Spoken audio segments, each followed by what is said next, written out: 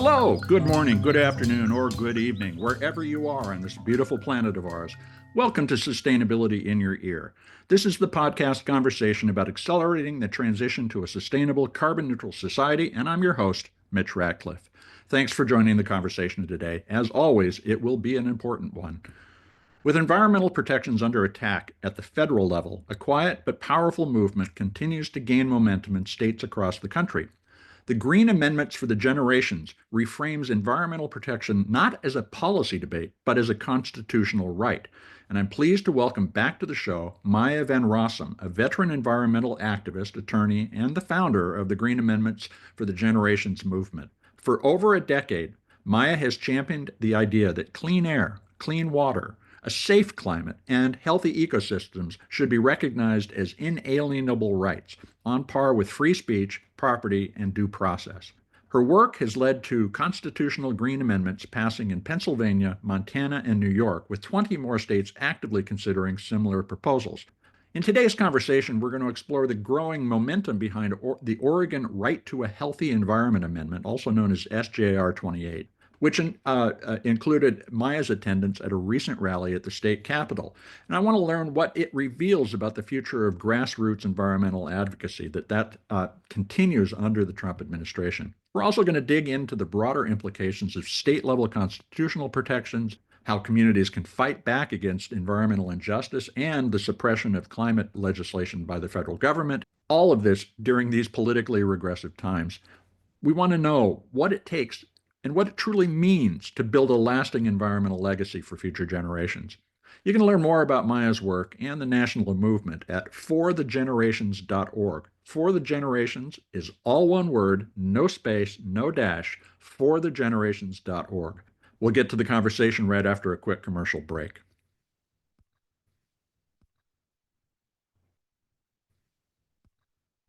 Welcome back to the show, Maya. How you doing? Well, how I'm doing is an interesting question, but I'm really happy to be back on the show. Thank you. I appreciate it. And I know that feeling. It's a very strange time. Let's start with a little bit of history to set the stage for this conversation about the need for states to step in regarding environmental regulation. 3 states have passed Green Amendment. What lessons have you learned from those victories that you're applying in other states today? So the lessons are twofold. First, and I think most important, is that giving people a constitutional right to a clean, safe, and healthy environment is meaningful and important because there are many places and spaces where our environmental laws, if applied exactly as written, are resulting in really, in some cases, devastating harm for people, where they're drinking water contaminated with serious contaminants, having health consequences, where they're breathing air that's causing asthma attacks and heart attacks and contributing to ADHD and Alzheimer's, right? Where we've got soils that are contaminated with dangerous toxins that are having implications for groundwater and food growth and much, much more, right? So we know that when the laws are implemented exactly as written, often they're protective and beneficial, and all too often they are not. And so ensuring people have this overarching right to a clean, safe, and healthy environment that they can turn to in order to, the way I view it, in order to empower their government officials to put in place appropriate level protections is good and valuable. And it is working as designed. We don't have people overreaching, bringing frivolous lawsuits and frivolous claims. We have people turning to the Constitution and government officials turning to the Constitution when it's appropriate and meaningful. The second lesson really just reaffirms, my early and initial analysis on the most beneficial Green Amendment language and criteria. So when we look, for example, at Pennsylvania, Montana, and the state of New York, none of the 3 of them specifically reference climate as an entitlement, right? A safe and stable climate as an entitlement of the people. And so as a result, when our Children's Trust bought that wonderfully successful Held v. Montana case defending the right of youth to a safe climate system, they had to spend about half of their trial time proving that a constitutional right to a clean and healthful environment included the right to a safe and stable climate system. And so by explicitly including the term climate, right, we negate the need to spend all that time, money, and resources on proving that point. Right. And the same thing has happened in the Commonwealth of Pennsylvania in ongoing litigation right now, also involving issues that include the climate. So it's value added to specifically mention climate in Green Amendment proposals. It's value added to specifically mention that these amendments are what we call self-executing, meaning that they have legal life and enforceability just in their own right. The right to clean water is enforceable in its own right, even if the laws as written or applied don't ensure the protection of that right. So again, it's just overarching. It's a validation for the criteria that I initially identified and the importance of being really clear about what a clean, safe, and healthy environment includes in terms of a constitutional right. So one of the things that I want to dig into a little bit is most rights are related to what we can do and what we have access to. You also call for thriving ecosystems and biodiversity, which is a little bit abstract from the individual. Why is it important for us to factor that in? Well, I mean, healthy ecosystems contribute to the quality of lives of people in many, many ways. For example, a thriving and healthy forest ecosystem or wetlands ecosystem helps ensure good quality water, helps protect people from flooding and flood damages. And just contributes to our quality of life, contributes to the health, ensures a healthful environment that contributes to clean air and psychological and educational benefits from the environment. So it is important that we are holistic in the environmental protection that we secure through our constitutional entitlement, because every facet of a healthy environment or a degraded environment has direct implications on people. So what you're saying is that this is analogous to the pursuit of happiness, happiness being an abstraction. A biodiverse, vibrant ecosystem is Oh, happy. I see. You're really talking about the terminology, what, Yeah. sort of, but I would, the truth is, Mhm. you're raising the question about a thriving ecosystem, that Yeah. is somehow subjective terminology. But the truth is, there is science that helps inform what is considered a thriving ecosystem, a self-sustaining ecosystem, what is healthy biodiversity. There's a lot of science that helps inform that definition and interpretation. And also, I'll just let you know, right? While you're raising questions right now, diving into what does it mean to have a thriving ecosystem, the opposition uses that exact same point to say, well, clean water, clean air, that's very subjective. What does that mean? And so Right. the truth is, for people who really appreciate and embrace the values and importance of a clean, safe, and healthy environment, understand that these terms are, one, informed by science, but two, are also, in the first instance, across the board, going to be informed by the same democratic process that informs what it means to be free from an unreasonable search or seizure. That term unreasonable, the term thriving ecosystems, the term clean water, in the first instance, are all defined by the legislative process, the regulatory process. They're then informed by how the executive branch interprets and applies the laws that have been created by the legislative branch. And when necessary, when people can demonstrate, or sometimes local or state government officials can demonstrate, that the application of those definitions and those expressions through legislation and regulation result in a problematic outcome in terms of environmental rights, then the judiciary, the courts get involved to say, yes, the legislature, the executive branch, they got it right, and all is fine, or except for the people who brought the challenge and were not victorious, or the judiciary says, you know what? The legislative branch, the executive branch, they missed the mark. They need to Mm-hmm. go back and they need to go back, reconsider, and fix the problem. And that's the way our democracy works for all constitutional entitlements and terms in all Bill of Rights provisions. Same thing happens Okay. with Green amendments.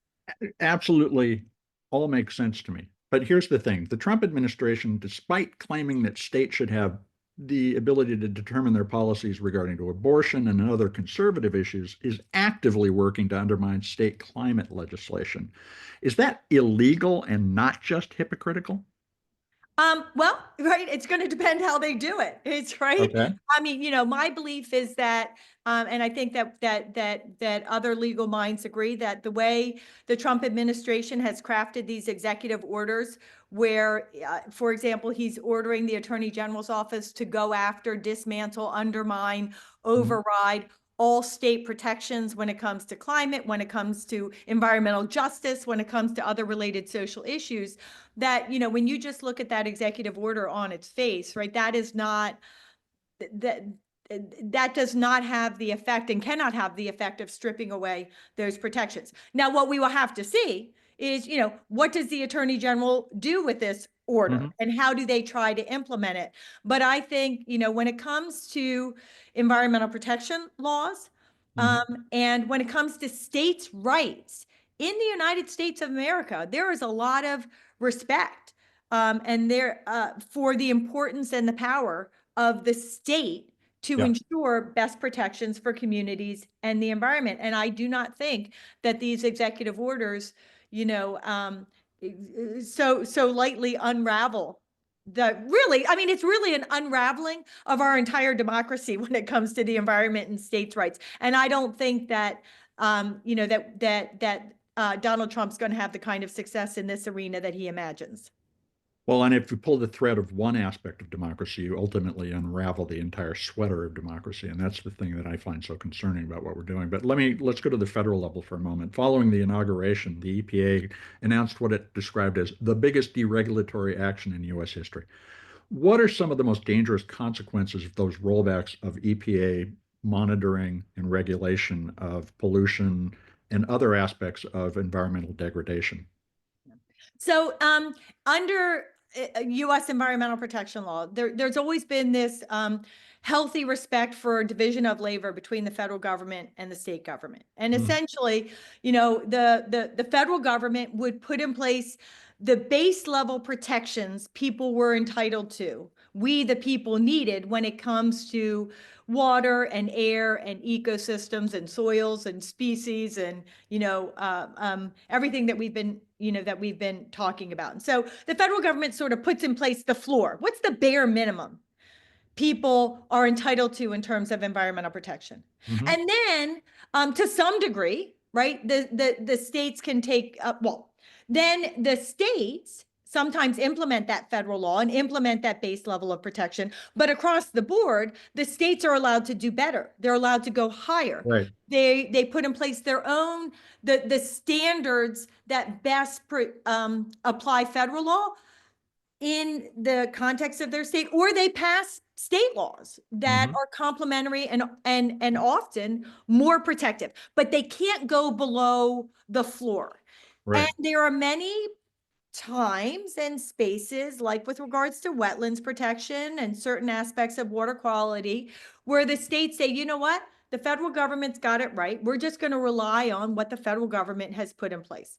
Mhm. But all the way around, the stripping away of that basic federal the federal protection for that bare minimum in terms of environmental protection that people are entitled to has the ramification of unraveling the entire system. If states have depended upon the federal standards that were put in place entirely for pollution protection or ecosystem protection, well, then suddenly those protections are gone for that state. And the states suddenly are going to have to scramble to put in place the state laws to protect those critical aspects of the environment. Also, if the states have put in place their own state laws and you have a stripping away of Mhm. that federal minimum, then if you happen to have in place in a state a legislative body and a governor that do not understand the power and importance of protecting our environment for our healthy lives, for our economies, for every aspect of our lives, then what we might see is states quickly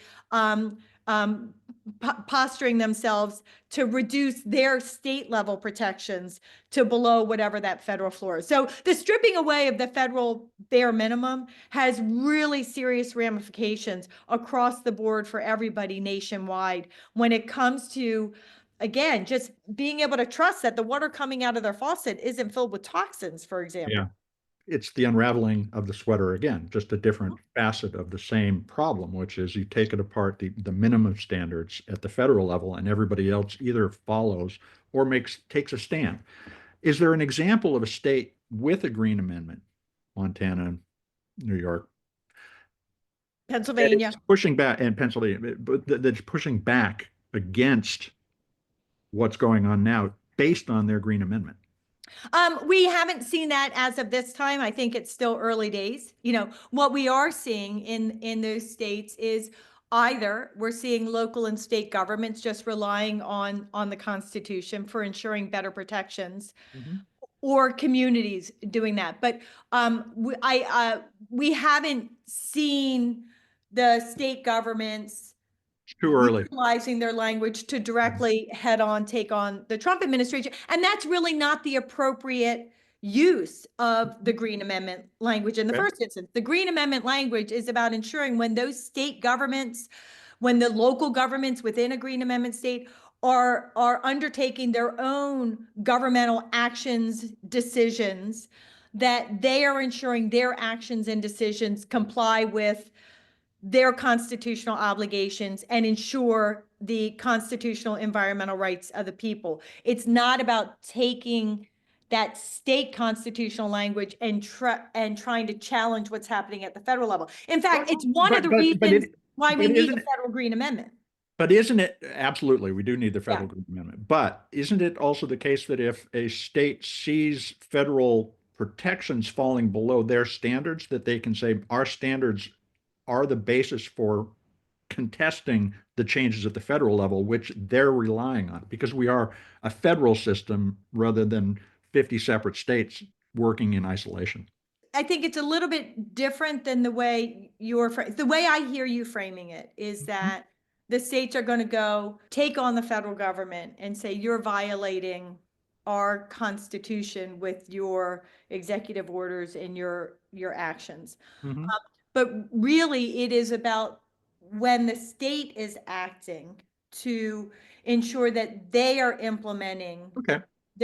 so if you have, for example, I mean, it's all a little bit complicated, right, between federal law and state law, but under the Federal Clean Water Act, if there is a federal project, then that federal project has to get what's called a state 401 certification.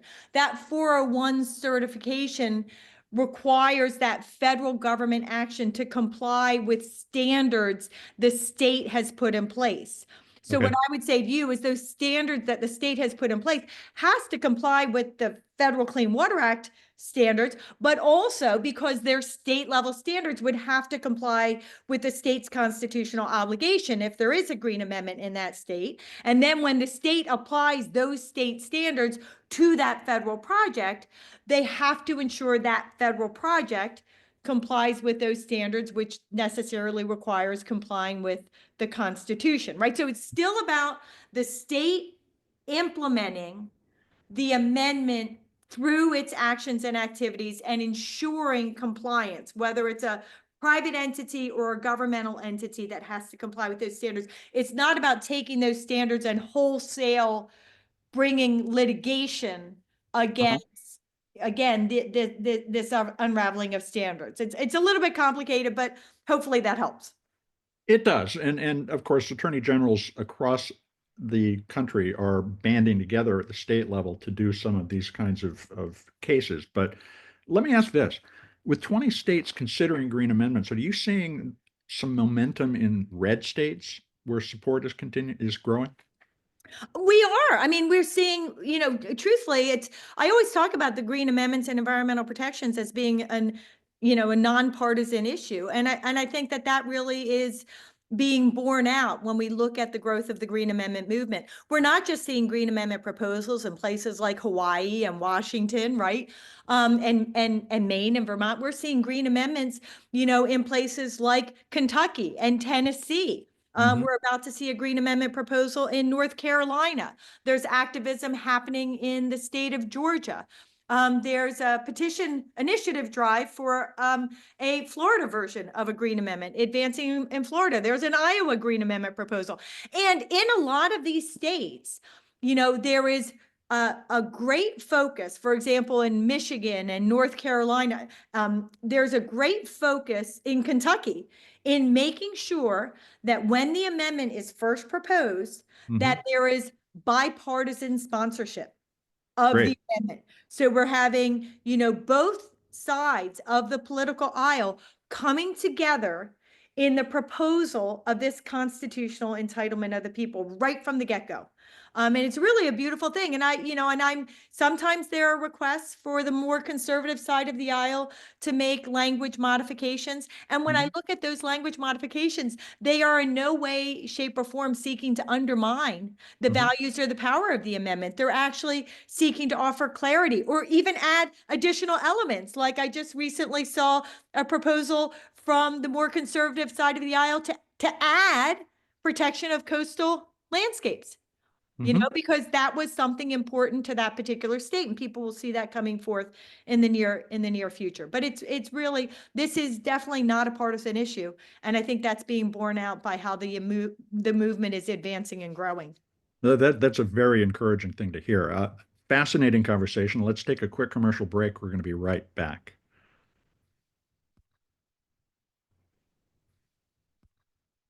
Now let's get back to the discussion with the founder of the Green Amendments movement, Maya Van Rossum, and we're talking about the importance of activism on behalf of environmental rights and regulation. Maya, here in Oregon, where I live, the Oregon Green Amendment is under consideration, and you attended a rally and a Senate hearing recently. How did it go? It was a beautiful thing. So in Oregon, the Green Amendment is called the Oregon Right to a Healthy Environment. It's being advanced primarily by Senator Golden and Representative Gamba and by a great coalition called OSERA, the Oregon Coalition for the Environmental Rights Amendment, I think it's called, Yes, and that's of right. which I am a part. So I have that in my brain. And it's, the hearing was really incredible. There were so many people turning out to testify in support of the amendment that they had to have an overflow room, and testifiers had to be brought from the overflow room into the main room. And then afterwards, there was a great gathering, a great rally outside of the Capitol building where people of all ages, races, backgrounds, and interests came to speak in support of the amendment. And I'll tell you, the handful of folks that spoke against the amendment either were putting forth total, misrepresentations of what the amendment is or what the amendment does, or putting forth specious arguments that simply aren't borne out, which we can talk about. Well, for instance, what kind of misdirection are you hearing from the opposition when you're talking about a green amendment? Oh, you're so kind, right? You and I are being so kind with our words. Misdirection, mischaracterizations. Sometimes it's that, and sometimes it's out and out lies. But here are the Fair kinds of enough. things that we hear overall, including what we heard at the hearing in Oregon. One is that that passage of this amendment is going to result in an onslaught of frivolous litigation, right? Mm. Frivolous litigation is litigation that does not have, right, sound grounding in fact or law. And if it's brought forth before a court, they get tossed out because it's frivolous. It Yeah. doesn't have the kind of foundation it needs to be to pursue. Um, Frivolous litigation simply doesn't happen in the constitutional Green Amendment context. We have not seen a single frivolous lawsuit brought or dismissed in Pennsylvania, Montana, or New York, period.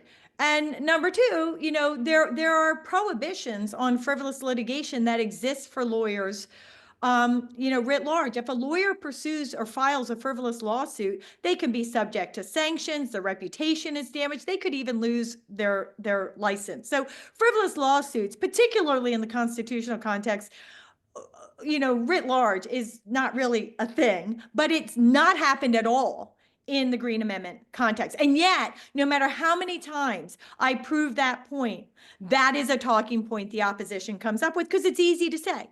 The other thing that we heard was that this amendment's going to result in lawsuits against farmers or developers to stop their particular projects. That's not how a Green Amendment works. It's a constitutional entitlement. The Green Amendment is about holding government accountable to protect the environmental rights of the people and ensure natural resources protection that advances through the generations. So when there are, whether it's advocacy challenges or legal challenges, those challenges are against government action. You do not see legal challenges against, neighbor against neighbor or neighbor against farmer. It's simply not how the Constitution works. An interesting one, I do have to say this, that I hear, we did not hear it in this particular hearing, but I hear it a lot from the opposition, which is that a Green Amendment is undemocratic, which of course, to which I respond, there is nothing more democratic Then than an amendment. embracing our constitutional right and opportunity for we the people to amend our Constitution using the constitutional process to ensure protection of inalienable human rights. Like, you don't get more democratic than that. Well, the grassroots movement that you described, OSERA, the Oregon Coalition for Environmental Rights Amendment, played this important role in moving the bill forward. How do you see that as a model for other states to catalyze activism on behalf of the environment? I mean, the truth is, this is how it happens, how the Green Amendment movement happens in every state, Okay. right? It's really a combination of grassroots activism and organizing and education and movement building and legislative champions that believe in the power and importance of constitutional environmental rights protection and the bringing together of the two, right? That we do not have the grassroots activists and our legislative champions operating in separate silos, that they are connecting as appropriate. So for example, if there is going to be a proposed language change by a legislative champion, across the board in the states where I'm working, something I'm very, very clear with the legislative champions, you have to bring it back to the group. Bring it back to the, to come have a conversation with me and our grassroots activists. Let's talk about that modification. What does it mean for the strength and the interpretation and the application of the amendment? Is it a total undermining and unraveling? Is it a strengthening? Is it sort of benign? And we have that conversation. The only times we've had problems is if we have a legislative champion that sort of goes off on their own and does their own thing without checking back, or our grassroots activists do that. But, I think that the way I have approached my Green Amendment movement is to be very, very clear. This is a collaborative effort. And we need collaboration amongst communities and environmental and grassroots and environmental justice and social justice organizations. And we need collaboration amongst our legislative champions, and the two have to come together and collaborate with one another. The only time we have problems is when, again, people are not coming back, checking in, and just sort of going off and doing their own thing. But in every state, it is always where we have the greatest success is where we have, both of these entities. Sometimes it starts with the legislators, like Senator Golden and I worked on the Oregon Green Amendment several years ago. But it was when the OSERA coalition came together that it got real power, strength, and movement. Sometimes, and this happens across the board, and sometimes in other states, it's the grassroots activists that start the call for a Green Amendment. Like that's what we're seeing, for example, in Michigan and what we have seen in North Carolina. And then the legislative champions get inspired and they come on board. So you were very kind to come on and tell us about your attendance and observations at the Held versus Montana court case, which was a historic win and the first under a Green Amendment. No, it was not. I'm sorry, was it? It was not the first victory under a Green Amendment. I thought it was. No, we have had, there have been multiple victories in Pennsylvania, in Montana. Now we're starting to see things happening in New York where it's very fresh, but there have been multiple victories utilizing Green Amendment language to secure important constitutional protections. Like in 2013, the whole founding of the Green Amendment movement Hmm. was in my role as a Delaware Riverkeeper, utilizing Pennsylvania's Green Amendment to challenge and defeat a devastatingly pro-fossil fuel fracking law that was going to have devastating consequences. What was so important about the Hell v. Montana case was this was the first case in the purely climate context, right? So we had the Okay. fossil fuel victory, but this was the amendment where Our Children's Trust came forth and said the right to a clean and healthful environment includes the right to a safe and stable climate, and was victorious in proving that point, and then challenging government action that would unravel and undermine So that. that great. Thank you for the clarification. So that's the question, though, is what has happened in Montana as a result? So we're starting to we're seeing that play out. I mean, the Held v. Montana victory, after I attended that trial, right, the case got appealed and it had to go all the way up to the Supreme Court. So I think at this point we're probably less than a year out. We have seen some on the anti-environment conservative side say, see, this we shouldn't have this amendment, but we have not actually seen, a rollback of the amendment. What I don't know, what it's going to take time to bear out is, in fact, how this clarification, this interpretation and application of the right to a clean and healthful environment starts to play out in government decision making. Because that's the goal of the amendment, right? The goal of the amendment is more protective decisions in the first instance by our government officials.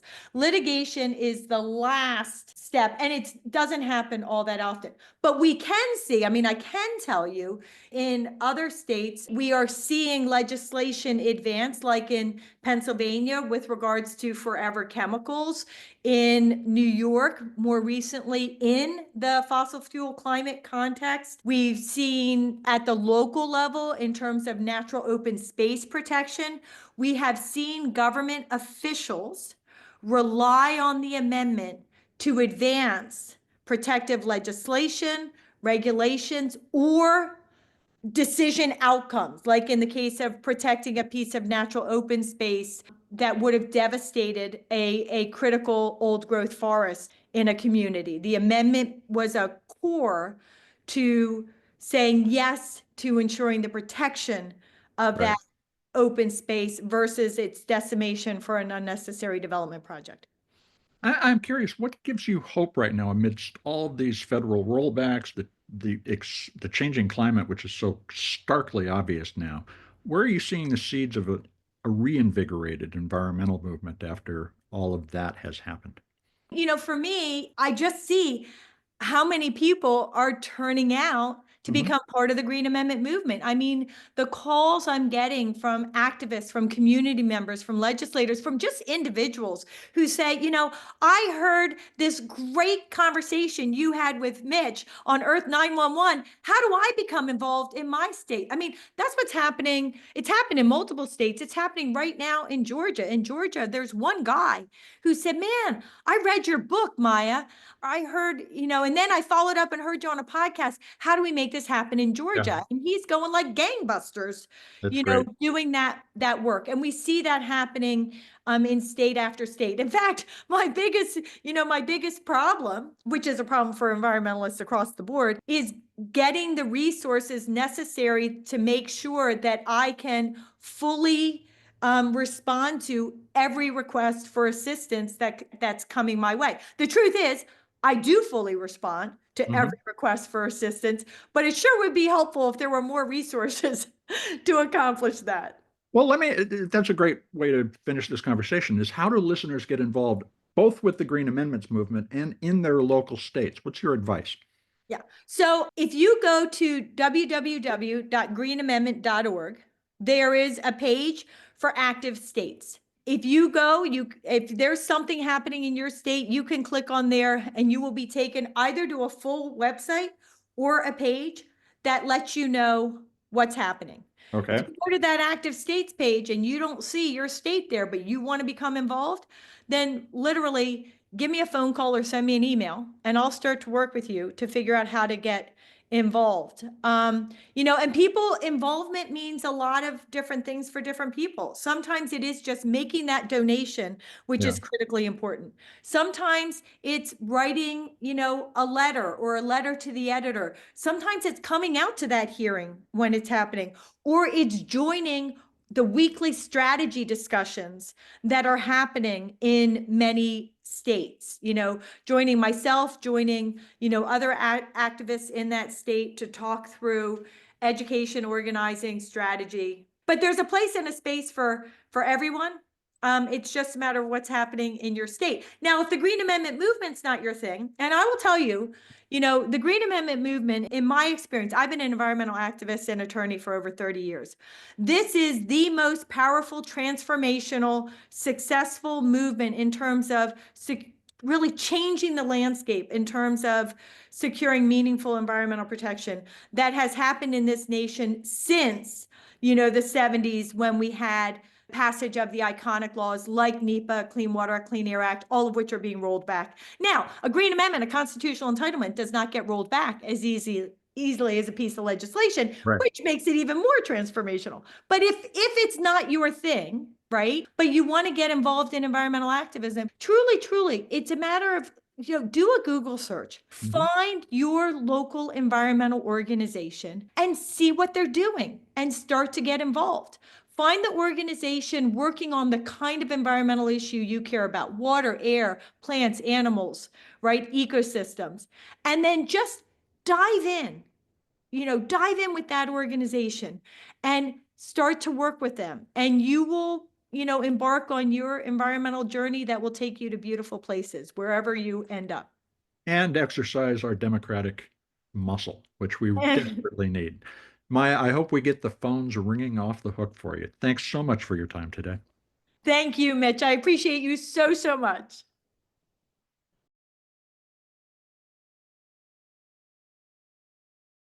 You've been listening to my conversation with Maya Van Rossum, founder of the Green Amendments Movement and a nationwide advocate for environmental protection and preservation. You can find more about Maya and join the movement at forthegenerations.org. For the Generations is all one word, no space, no dash, forthegenerations.org. It's a very strange time in the United States. In late 2024, the Pew Research Center found that 64% of Americans already reported that their community is adversely impacted by climate change, and 69% of respondents to the same poll said that business is not doing enough to reduce their environmental impact. Yet, in the first few months of 2025, after an historically narrow election victory, the Trump administration has gutted environmental protections along with much else and is attempting to make climate-related language and investments not quite illegal, but certainly a lot less attractive to pursue. So right now, today, in this 11th hour, as we pass the precipice of 1.5 degrees Celsius warming, we need to be talking a lot more. Pew also found that 88% of Democrats and 73% of Republicans expressed frustration with the level of political disagreement over climate change. The only small d Democratic response to this is, again, more conversation. We need to be talking as a society, as a nation. A vibrant polity is fueled by discussion, not existential attacks on any outpost of climate awareness.